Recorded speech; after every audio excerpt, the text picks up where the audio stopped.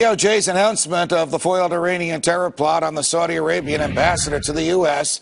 comes at a time, as we were just discussing, when Eric Holder has been subpoenaed for the Fast and Furious operation, a scandalous event that put U.S. firearms, military-grade weapons, in the hands of Mexican drug cartels.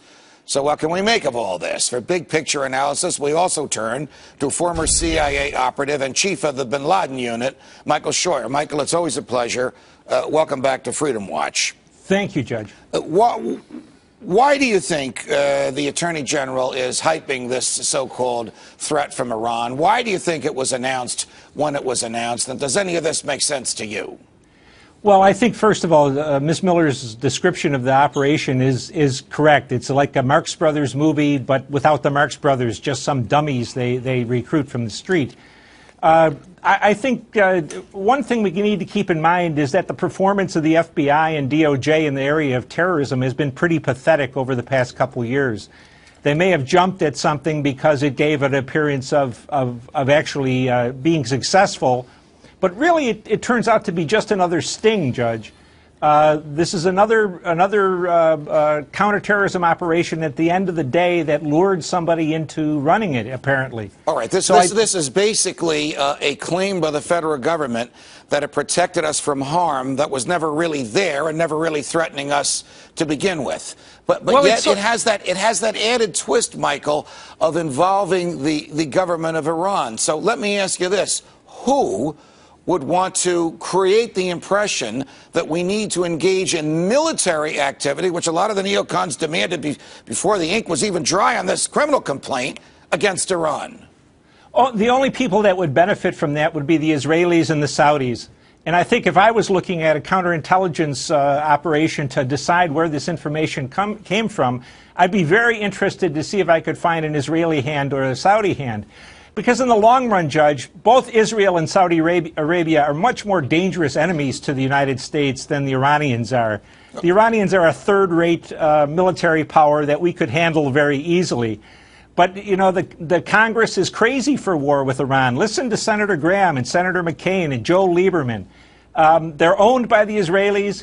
The Saudis are very influential. So when you look at these kind of things, you have to ask, who would benefit from the war? The Israelis and the Saudis would love to see our money and our young men and women being killed to fight their enemies in Iran. All right, you have engaged professionally in counterintelligence to enhance the security of the United States during much of your adult life.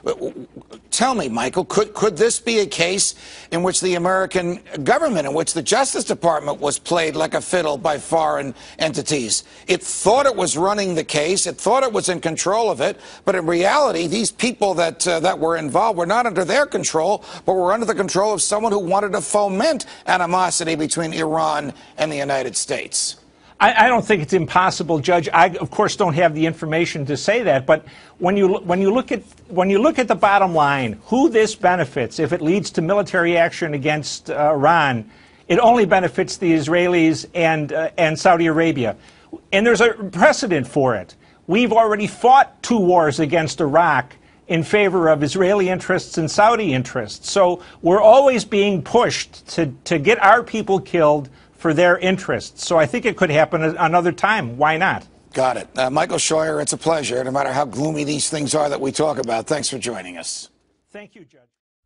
What we need to stand up and say is not only did they attack the U.S.'s liberty, they did 9/11. They did it. I have had long conversations over the past 2 weeks with contacts at the Army War College, at Headquarters Marine Corps, and I've made it absolutely clear in both cases that it is 100% certain that 9/11 was a Mossad operation, period. First, the disbelief, and what I show them immediately afterwards is an interview with a demolitions expert named Danny Jawenko, and it shows the 3rd building at the World Trade Center going down. And they look at that, and I said, now you understand that if one of the buildings was wired for demolition, all of them were wired for demolition. And that's it. That's the tipping point. Getting into arguments about who was flying what and where they were and whether there was nanothermite, those things are true, but they're incidental. The thing that's necessary is to tell people 3 buildings went down, the 3rd was not hit by a plane, it was wired for controlled demolition, therefore all of them were wired for controlled demolition, and at that point the reaction is rage. First disbelief and then rage. 9/11 has led directly to 60,000 Americans dead and wounded. God knows how many hundreds of thousands of people in other countries that we've killed or wounded or made homeless. This is an open wound. And what Americans need to understand is they did it. They did it. And if they do understand that, Israel's going to disappear. Israel will flat-ass disappear from this earth. I sent a film to one of my colleagues, and it basically had Americans grieving over their dead coming back. And I showed one of them, it was a woman just wrenched by grief, over her dead soldier. And I said, if Americans ever know that Israel did this, they're going to scrub them off the earth. And they're not going to give a rat's ass what the cost is. They are not going to care. The first thing, Mark, is astonishment. They didn't know. They truly didn't know. And these are not unintelligent people. They really didn't know. And the next statement is rage. Real rage.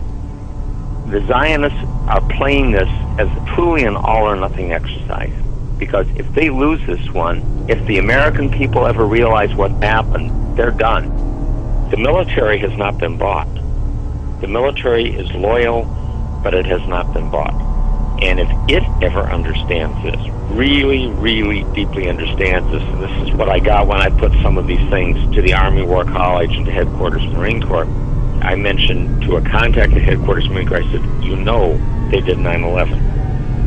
And it was, you don't mean it. I said, absolutely. And if they ever understand that, these people are history. Completely shocked. Unbelievable. Right, that's the view from the Palestinian side. Joining me now here in the BBC World studio is the former Israeli Prime Minister Ehud Barak, who's in London at the moment. Mr. Barak, welcome to BBC World. First, your reaction, having heard what's happened. At least 4 planes have been hijacked, and there may be more. The world will not be the same from today on. I don't know who is responsible. I believe we will know in 12 hours. Bin Laden sits in Afghanistan. There is a source of who else terror. Can you identify, though? Because we're not saying he's responsible for this necessarily. No, we don't say that he's responsible. Every simple step, crossing borders or going on a plane or on a ship, will become more complicated. It's a time to launch a operational, concrete war against terror, even if it takes certain pains from the routine activities of our normal society. This is the time to deploy a globally concerted effort led by the United States, the UK, Europe, and Russia against all sources of terror consistently along 6 or 10 years. Iran, Iraq, Libya, North Korea. This is the only way. Without this clarity of purpose, there will be no world order. No world order.